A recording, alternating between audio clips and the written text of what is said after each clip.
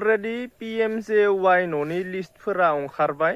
बेफोरनि सायाव UPPL नि माखासे सोद्रोमाफोरा ओरैबायदि अजद दैखांदों, जायखिजाया BPF नि सोद्रोमाफोरा बेफोर न'खौ दाननानैबो होनो हायो, नोंथांमोना साबधान जा। नाथाय आं दा बेखौसो बुंनो थांदों, जायफोर न'नि लिस्टनि जिथु फारिलाइया UPPL नि सोद्रोमाफोरनि सायाव बांसिन दङ आरोना। सोरबा चेयारमेन मेम्बारनि न'खरफोरा न'खरसेयावनो गंनै गंथाम मोननायखौ जों नुनो मोनदों। बेनिफ्राय बुंदों, माखासे फेसबुक ससियेल मिडिया पस्टआव ओरैबायदि होनाय नुनो मोनदों, BPF नि मानसिफोरा बेफोर न'फोरखौ दाननानैबो होनो हायो, नोंथांमोना सांग्रां जा। नाथाय सांग्रां जानायनि सिगां बे फंनैसो बाथ्राखौ आं फोरमायनो सानदों।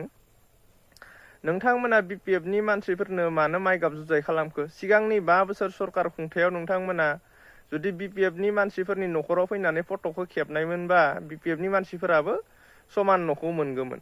नाथाय BPF नि मानसिफोरनि न'खौ फट' खेबनायखौ जों नुनो मोनाखै।